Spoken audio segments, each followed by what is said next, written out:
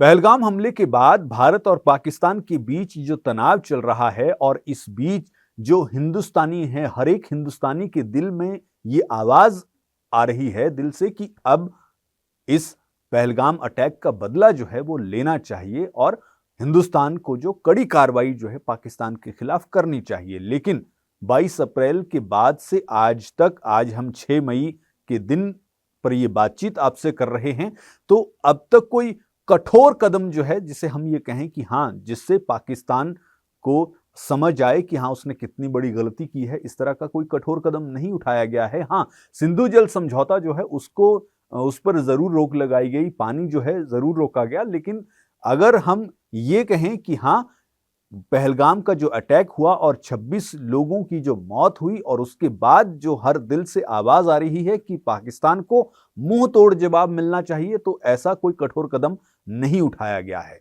लेकिन अब 6 मई में हम हैं और 5 मई को केंद्र का जो गृह मंत्रालय है उसने सभी राज्यों को आदेश दिए कि अपने अपने क्षेत्र में मॉक ड्रिल की जाए। ये मॉक ड्रिल जो है ये किस लिए खास है और मॉक ड्रिल का मकसद क्या है, ये हम आपको बताएंगे।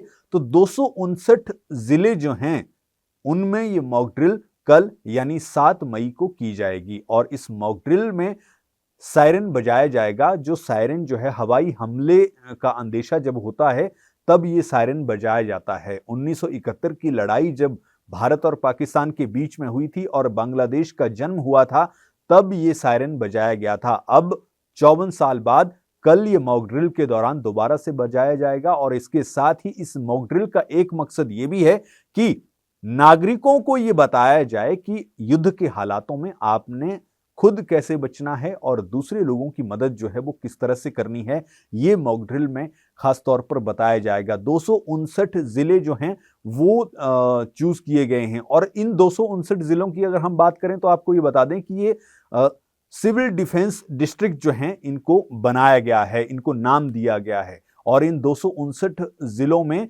जरूरी नहीं है कि जो प्रशासनिक जिले हैं वो भी इसके अंतर्गत आते हों, क्योंकि ये अलग जो होता है, इसीलिए इसको सिविल डिफेंस डिस्ट्रिक्ट जो है इसको नाम दिया गया है। और केंद्र सरकार ने, गृह मंत्रालय ने बाकायदा इसकी लिस्ट जो है वो पूरी जारी की है और इसमें भी इन 259 डिस्ट्रिक्ट्स में भी कैटेगरी जो है वो बनाई गई है और इनमें 3 कैटेगरी बनाई गई हैं। इनमें जो कैटेगरी 1 है वो अति संवेदनशील है और कैटेगरी 3 जो है वो सबसे कम संवेदनशील है, कैटेगरी 2 जो है वो संवेदनशील है। तो इसमें हमारे पास वो पूरी लिस्ट है, हम आपको ये बताएंगे कि हाँ कौन कौन से जिले जो हैं, किस प्रदेश में कितने जिले और कौन से जो हैं वो अति संवेदनशील हैं और कौन से जो हैं वो संवेदनशील और कम संवेदनशील हैं। तो सबसे पहले तो हमें आपको ये बता दें कि ये जो 259 टोटल जो जिले हैं उनमें 201 जो हैं वो कैटेगरी 2 में रखे गए हैं यानी संवेदनशील हैं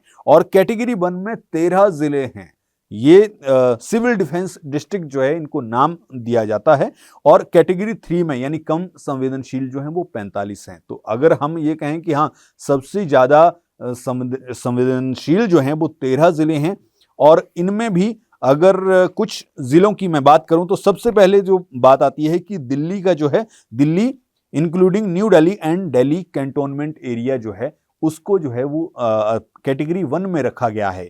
और इसके बाद हम बात करते हैं गुजरात की, तो गुजरात का सूरत, बड़ौदरा और काकरापुर जो है इसको अति संवेदनशील में रखा गया है। ये कम जिले, क्योंकि 13 ही हैं जो अति संवेदनशील में आ रहे हैं, तो इसलिए हम आपको ये बता रहे हैं। और महाराष्ट्र की अगर बात करें तो महाराष्ट्र में मुंबई, उरा और तारापुर जो है इनको अति संवेदनशील यानी कैटेगरी 1 में जो है वो रखा गया है। और इसके बाद अगर हम बात करें, इसके बाद जो जिले आते हैं उसमें ओडिशा का तलचर है और इसके बाद राजस्थान का कोटा और रावत भाटा जो है, और तमिलनाडु में चेन्नई को जो है वो कैटेगरी 1 में रखा गया है, कल्पाकम को रखा गया है, उत्तर प्रदेश में बुलंदशहर को रखा गया है।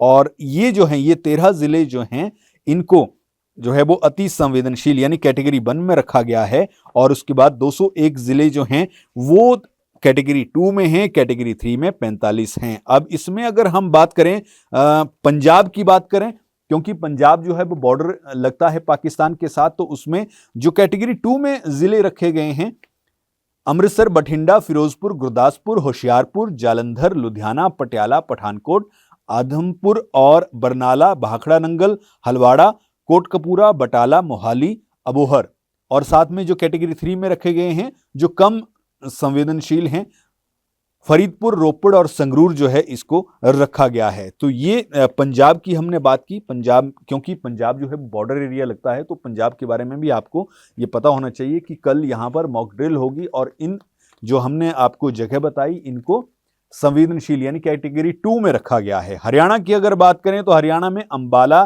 फरीदाबाद, गुड़गांव, हिसार, पंचकुला, पानीपत, रोहतक, सिरसा, सोनीपत, यमुनानगर इनको संवेदनशील जो है इस कैटेगरी में रखा गया है यानी कैटेगरी 2 में रखा गया है। और झज्जर जो है सबसे कम संवेदनशील में यानी कैटेगरी 3 में रखा गया है। जम्मू कश्मीर की बात करें तो जम्मू कश्मीर खास तौर पर आपको ये बताएं कि कोई भी एक जिला जो है या कोई भी एक इलाका जो है, क्षेत्र जो है वो कैटेगरी 1 में नहीं है। यानी जो हम बात करें कि हाँ संवेदनशील है, ऐसा कोई भी डिस्ट्रिक्ट जो है या ऐसा कोई भी इलाका जो है वो इसमें नहीं रखा गया है, क्योंकि जैसे हमने ये बताया कि हाँ सब 3 कैटेगरी में है। पहली सबसे संवेदनशील, दूसरी संवेदनशील और तीसरी कम संवेदनशील। तो जम्मू कश्मीर के जो जिले हैं वो पूरे के पूरे संवेदनशील में आते हैं। अब अनंतनाग, बडगाम, बारामूला, डोडा, जम्मू, कारगिल, कठुआ, कुपवाड़ा, लेह, पुंछ, राजौरी, श्रीनगर, उधमपुर, सांबा, अखनूर, उड़ी, नौशेरा, सुंदरबन, बनी, अवंतीपोरा और ये जो हैं ये संवेदनशील में हैं और पुलवामा जो है वो कम संवेदनशील में रखा गया है।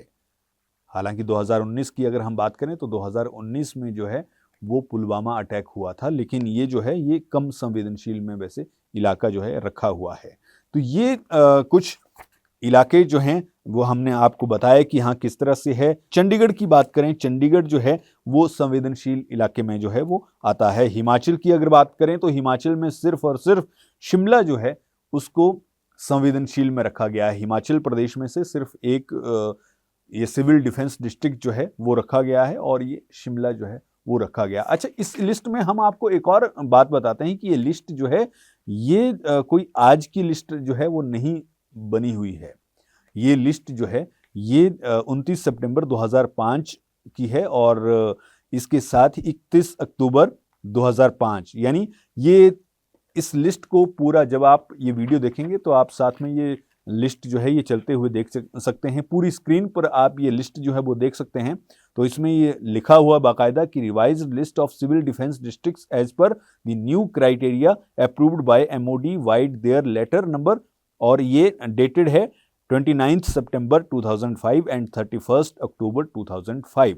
यानी जब देश में कभी, इसका मतलब ये है कि देश में जब युद्ध जैसे हालात हों और जब सिविल डिफेंस डिस्ट्रिक्ट की बात की जाए तो ये 259 जिले जो हैं इसमें खास तौर, जैसे हमने आपको पहले बताया कि ये जरूरी नहीं है कि ये डिस्ट्रिक्ट जो हैं ये प्रशासनिक जो हमारे जिले हैं उनके हिसाब से ही हों, ये इनका अलग क्राइटेरिया जो है वो होता है।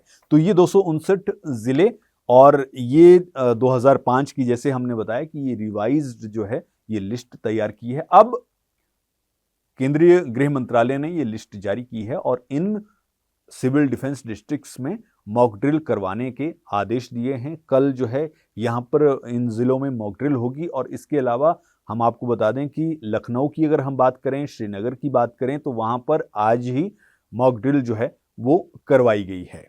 अब इसके बाद बात आती है कि जैसे हमने आपको ये बताया कि इस मॉक ड्रिल का जो मकसद है वो पहला ये कि जो हवाई हमला जब होता है उस दौरान जो सायरन बजाया जाता है उसको चेक करना है और उस तरह की स्थिति। दूसरा कि युद्ध के समय जो है वो लोग जो हैं, आम नागरिक जो हैं वो किस तरह से अपना बचाव करें, किस तरह से रिएक्ट करें एक तरह से, तो वो देखना है। और इसके अलावा तीसरा जो है ब्लैकआउट जो है इस दौरान किया जाता है और इस ब्लैकआउट का मकसद ये होता है कि जो दुश्मन देश है उसको, जो हमारा देश है हिंदुस्तान है, उसकी जो इम्पोर्टेंट प्लेसेस हैं उसके बारे में जानकारी ना हासिल हो पाए जैसे रात के समय में। तो इसके लिए ब्लैकआउट जो है वो किया जाता है ताकि, क्योंकि लाइट नहीं होगी तो फिर उनको कुछ नज़र जो है वो नहीं आएगा, तो इसलिए ब्लैकआउट जो है वो किया जाता है। इसके अलावा चौथा और महत्वपूर्ण है कि